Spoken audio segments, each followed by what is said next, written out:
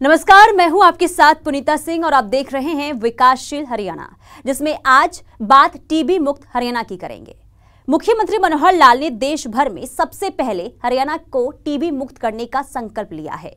गरीबों के स्वास्थ्य के प्रति सजग मुख्यमंत्री मनोहर लाल अपने इस लक्ष्य की प्राप्ति के लिए कई जरूरी कदम भी उठाए हैं, जिसमें प्राइवेट अस्पताल, सामाजिक संस्था और उद्योग धंधे से जुड़े लोगों की मदद भी ली जा रही है। ऐसे में जो लोग समाज हित में काम करना चाहते हैं, उनसे टीबी मरीजों की हर संभव मदद करने को कहा जा रहा है।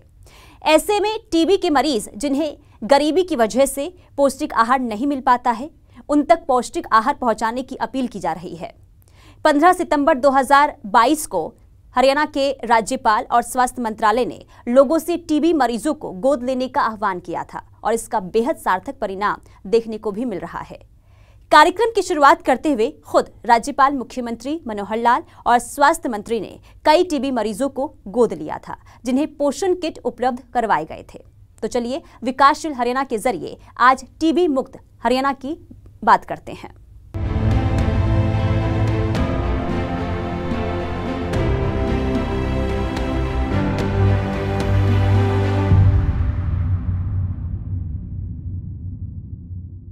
देश के प्रधानमंत्री नरेंद्र मोदी ने साल 2025 तक देश को टीबी मुक्त करने का संकल्प लिया है, लेकिन प्रधानमंत्री नरेंद्र मोदी के इस लक्ष्य में सारथी बने मुख्यमंत्री मनोहर लाल ने देश में सबसे पहले हरियाणा को टीबी मुक्त करने का बीड़ा उठाया और इस दिशा में सामाजिक संस्थाओं की मदद से कई जरूरी कदम भी उठाए गए हैं। ये रिपोर्ट देखिए। एक स्वस्थ समाज के निर्माण में कुम्हार की भूमिका निभा रहे मुख्यमंत्री मनोहर लाल ने अपने कार्यकाल में स्वास्थ्य के क्षेत्र में कई ऐसे कदम उठाए हैं जिससे गरीब परिवारों को नया जीवन दान मिल रहा है। इसमें कोई दो राय नहीं है कि टीबी एक गंभीर बीमारी है, जिसका अगर सही समय पर इलाज नहीं मिला तो कई बार मरीज की जान पर भी बनाती है। लेकिन टीबी अब लाइलाज बीमारी नहीं रही है। समय पर पौष्टिक खाना और दवाइयां टीबी के गंभीर से गंभीर मरीज को जिंदगी लौटा सकती है। प्रधानमंत्री नरेंद्र मोदी ने देश को साल 2025 तक टीबी मुक्त करने का संकल्प लिया है। प्रधानमंत्री मोदी के इस संकल्प को साकार करने में जुटे मुख्यमंत्री मनोहर लाल ने देश भर में सबसे पहले हरियाणा को टीबी मुक्त करने का प्रण लिया है। इस दिशा में मनोहर लाल की ओर से कई कदम उठाए गए हैं, जिसमें सामाजिक संस्थाओं का भी सरकार को भरपूर साथ मिल रहा है।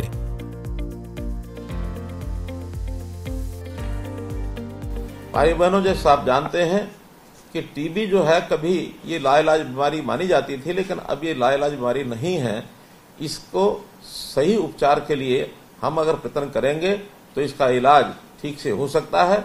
शर्त एक ही है कि इस इलाज को बीच में नहीं छोड़ना होता, बल्कि इसको लगातार चलाए रखना होता है। आप सबने भी इसका अनुभव किया होगा। आपको ध्यान में है कि माननीय प्रधानमंत्री जी बहुत चिंतित थे। उन्होंने 2018 में ये घोषणा की थी कि भारतवर्ष को 2025 तक टीबी मुक्त ये किया जाएगा, ऐसा संकल्प लिया और प्रधानमंत्री द्वारा ये तय किया गया जो लक्ष्य है उसके अनुरूप हमने भी हरियाणा को 2025 तक टीबी मुक्त करने का जो एक संकल्प लिया है।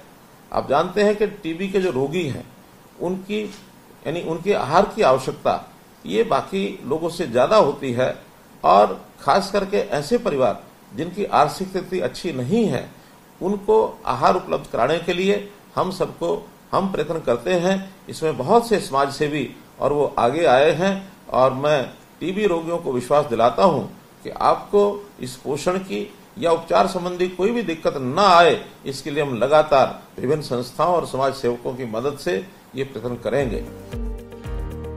गरीबों के हित में प्रदेश सरकार के काम पर भले विपक्ष सवाल खड़े करता रहे, लेकिन मुख्यमंत्री मनोहर लाल पोर्टल के जरिए टीबी के उन गरीब मरीजों तक मदद पहुंचा रहे हैं जिनकी आर्थिक स्थिति ठीक नहीं है और इसकी वजह से उन्हें पौष्टिक खाना नहीं मिल पाता है। सरकार की ओर से टीबी मरीजों की मदद करने वाले को निक्षय मित्र की उपाधि से सम्मानित किया जा रहा है। मुख्यमंत्री मनोहर लाल टीबी मरीजों से अपील करते नहीं थक रहे कि अगर आपको पौष्टिक किट की जरूरत है तो जिला अधिकारी के पास जाकर सरकार की योजना का लाभ ले सकते हैं।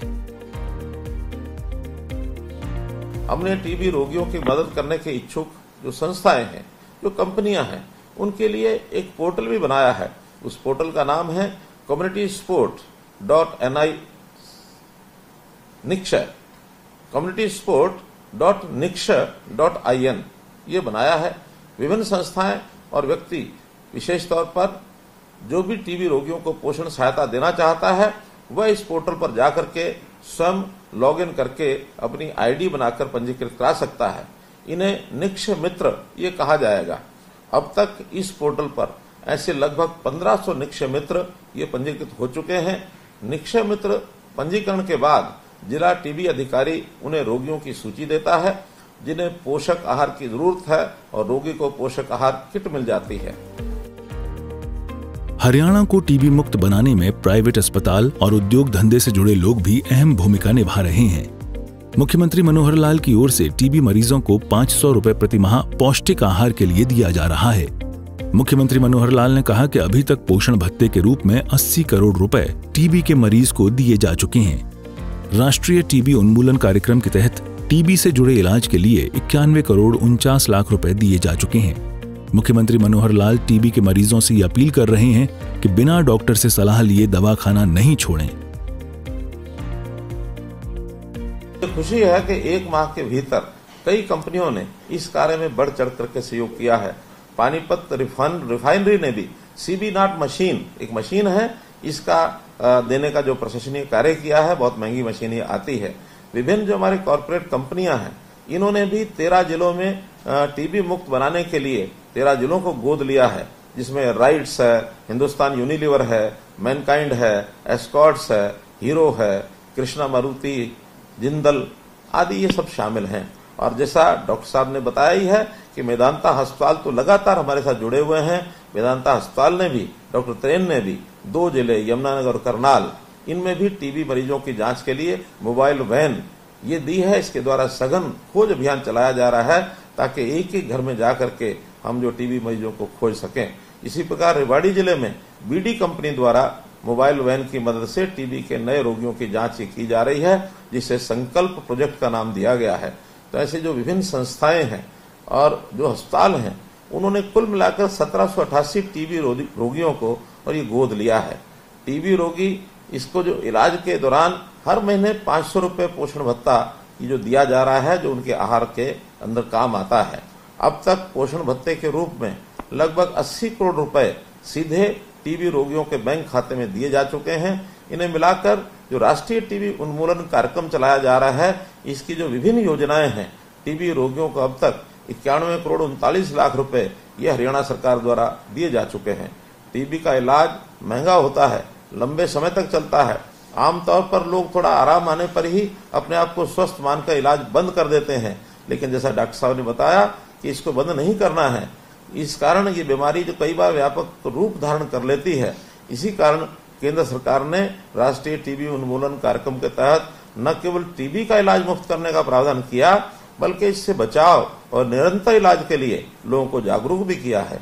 मेरा आपसे अनुरोध है कि आप भी डॉक्टर की सलाह के अनुसार अपनी जांच ये करवाते रहें। जिनकी दवाई चल रही है वे इलाज को बीच में न छोड़ें, तब तक दवाई लेते रहें जब तक डॉक्टर इसे बंद करने को न कहें। हरियाणा को टीबी मुक्त करने की दिशा में तेजी से आगे बढ़ रहे मुख्यमंत्री मनोहर लाल ने गांव और झुग्गी झोपड़ी में जागरूकता पर बल दिया है। उन्होंने कहा कि प्रदेश सरकार की ओर से टीबी के मुफ्त जांच के लिए 350 बलगम जांच केंद्र खोले गए हैं, 80 मॉलिक्यूलर प्रयोगशालाएं खोली गई हैं, 2 कल्चर प्रयोगशालाएं खोली गई हैं। सभी स्वास्थ्य केंद्र पर टीबी का मुफ्त इलाज और दवा उपलब्ध करवाई गई है। इतना ही नहीं, टीबी के मरीज प्राइवेट अस्पतालों में भी इलाज करवा सकते हैं। न कहें।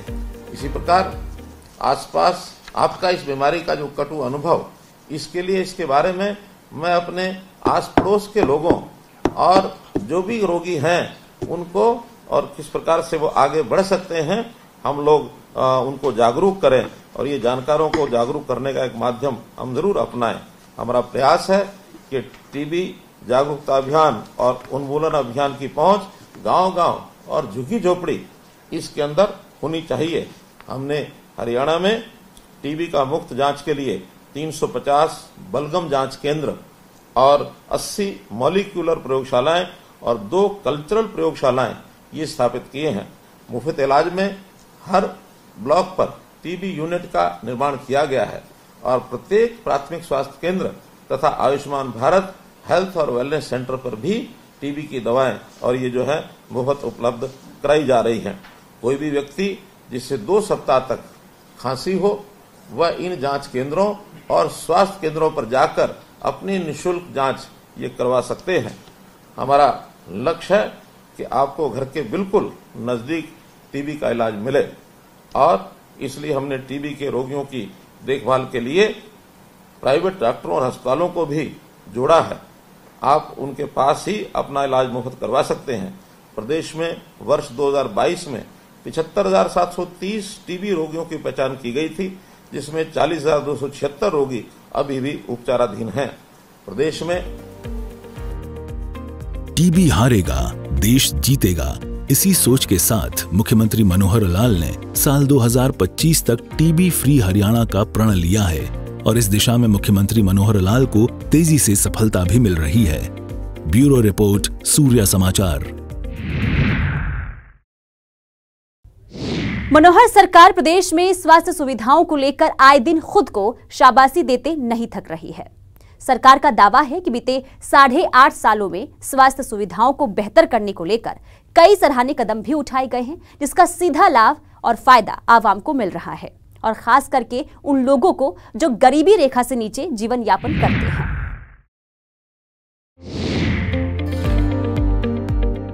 प्रदेश में मुख्यमंत्री मनोहर लाल की सरकार बने करीब 8 साल हो चुके हैं और इन 8 सालों में मुख्यमंत्री मनोहर लाल को जब भी मौका मिला है वो इस बात का जिक्र करना नहीं भूलते हैं कि उनके शासनकाल में बीमार अस्पतालों का इलाज कर जन सेवा के लिए तैयार किया गया है ताकि गरीब से गरीब व्यक्ति को बेहतर से बेहतर स्वास्थ्य सुविधा मिल सके।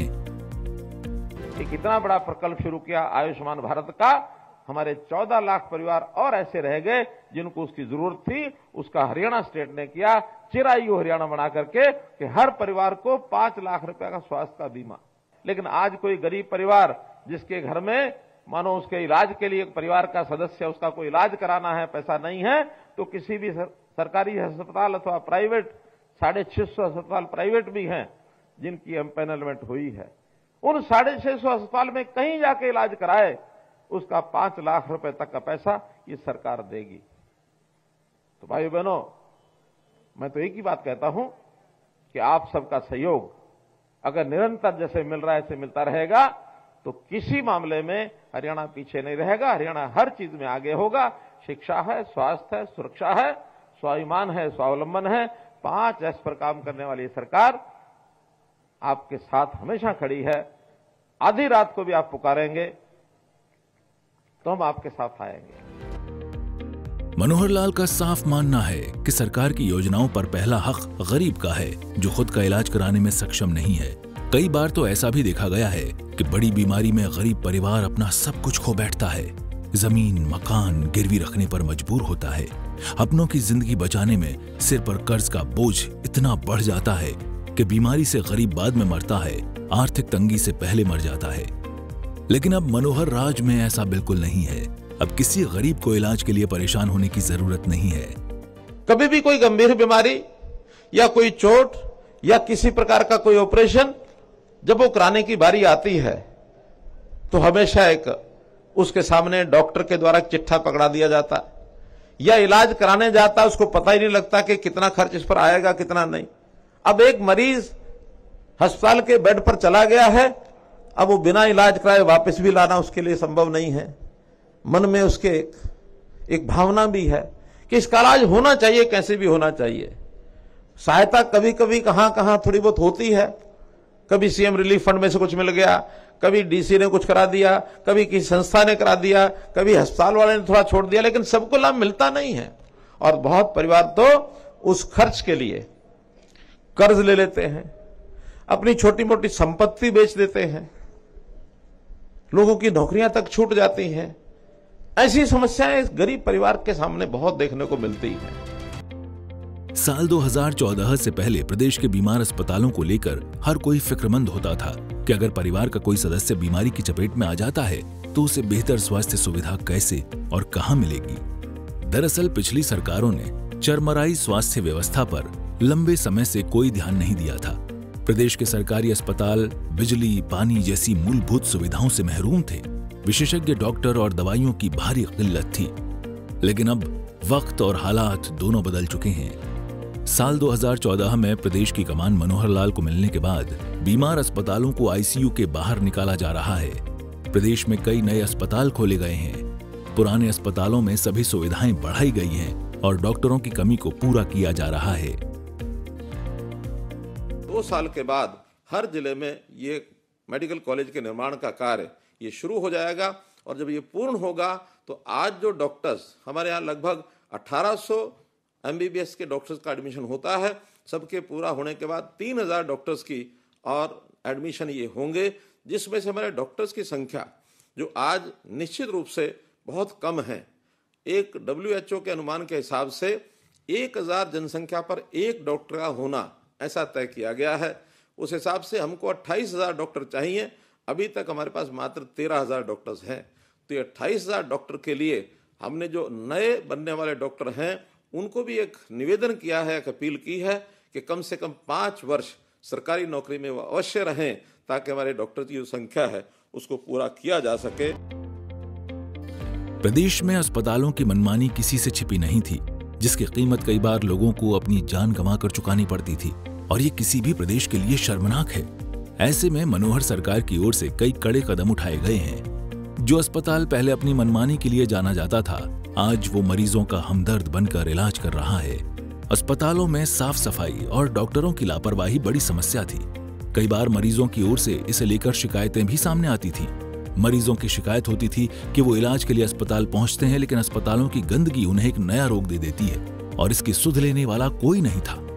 डॉक्टर और मरीज के बीच एक गहरी खाई बनती जा रही थी। कई बार तो मारपीट तक की नौबत आ गई। लेकिन अब मनोहर नीतियों की वजह से सरकारी अस्पतालों के प्रति लोगों का भरोसा बढ़ा है।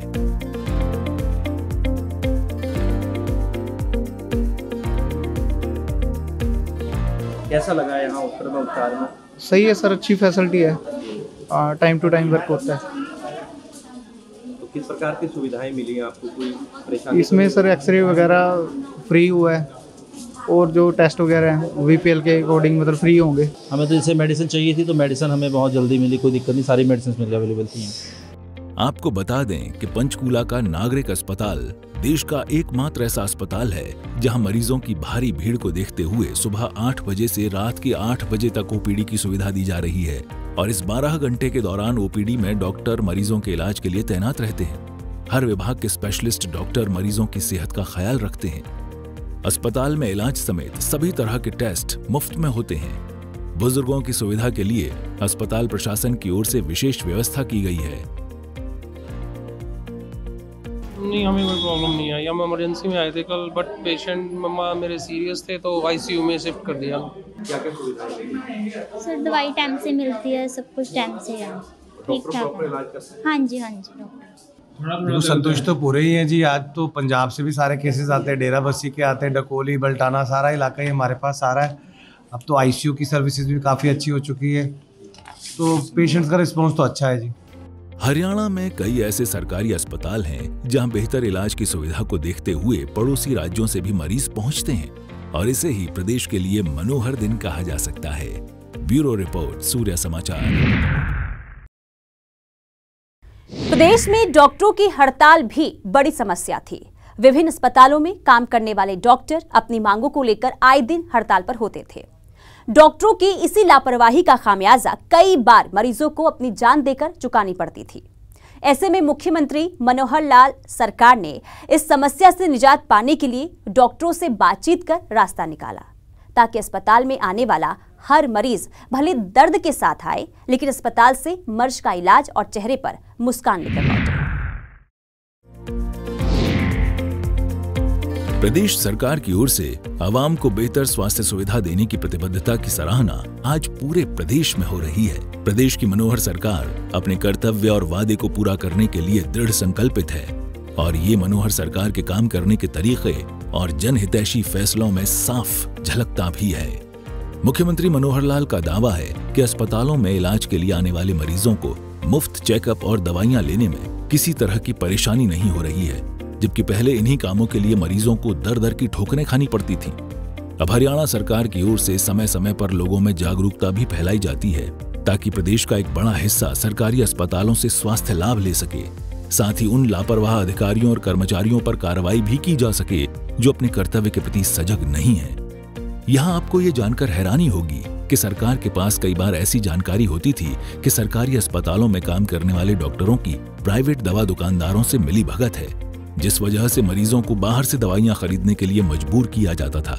इससे आप कुछ इस तरह समझ सकते हैं कि सरकारी डॉक्टर इलाज के नाम पर मरीजों को वो दवाइयां लिखते थे जो अस्पताल में उपलब्ध ही नहीं होती थी, जिसकी वजह से मरीजों को बाहर से दवा खरीदनी पड़ती थी। बदले में प्राइवेट दवा दुकानदार डॉक्टरों को कमीशन देता था और इसका असर आम आदमी की जेब और सेहत दोनों पर पड़ता था। लेकिन प्रदेश के स्वास्थ्य महकमे की सख्ती के बाद कमीशन खोरी के इस गोरख धंधे पर काफी हद तक रोक लगी है, जिसका सीधा लाभ गरीबों को मिला है। इतना ही नहीं, मुख्यमंत्री मनोहर लाल के पास इस बात की शिकायतें आ रही थीं कि सरकारी अस्पतालों में काम करने वाले चंद डॉक्टर पैसों के लालच में अस्पताल के बाहर या तो अपना निजी क्लिनिक चला रहे हैं या फिर किसी प्राइवेट अस्पताल में अपनी सेवाएं दे रहे हैं। ऐसे डॉक्टरों पर सरकार की ओर से लगाम लगाया जाना बेहद जरूरी था। मुख्यमंत्री मनोहर लाल और स्वास्थ्य मंत्री अनिल विज ने ऐसे डॉक्टरों पर शिकंजा कसा है।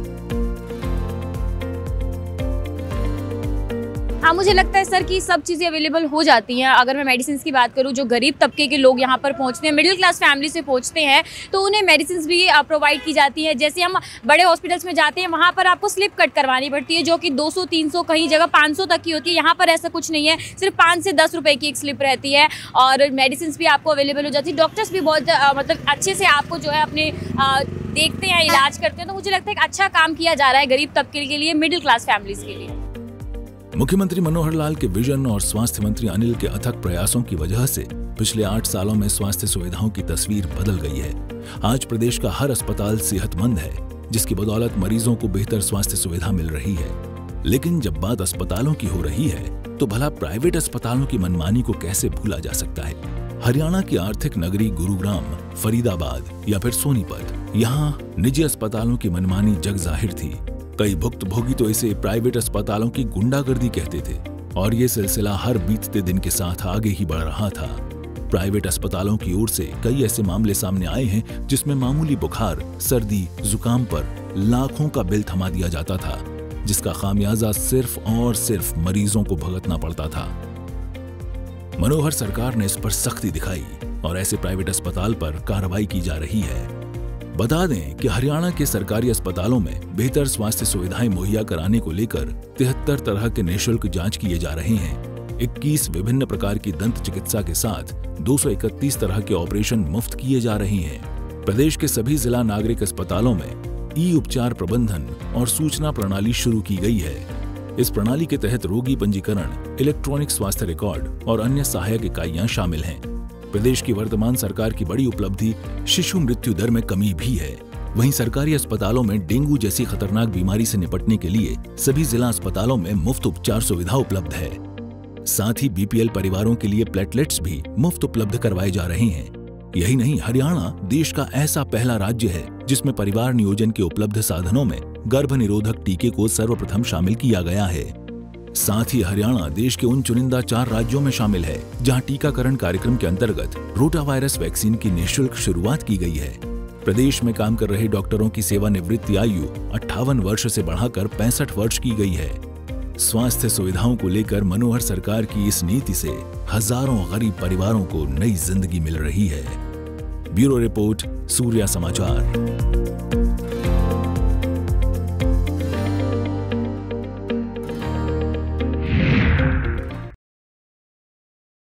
मानवता के लिए मुख्यमंत्री मनोहर लाल ने टीबी मुक्त हरियाणा का लक्ष्य तय किया है और इस लक्ष्य को पूरा करने के लिए हर संभव प्रयास जारी है। बीमार अस्पतालों को दुरुस्त कर बेहतर सुविधा दी जा रही है। डॉक्टरों की कमी पूरी की जा रही है। अस्पतालों में नए उपकरण लगाए जा रहे हैं। गरीबों को मुफ्त में चिकित्सा सुविधा उपलब्ध करवाई जा रही है और इसके साथ साथ लोगों में जागरूकता भी फैलाई जा रही है ताकि हरियाणा टीबी मुक्त प्रदेश कहला सके। हमारे साथ विकासशील हरियाणा में फिलहाल के लिए इतना ही। मुझे दीजिए इजाजत। नमस्कार।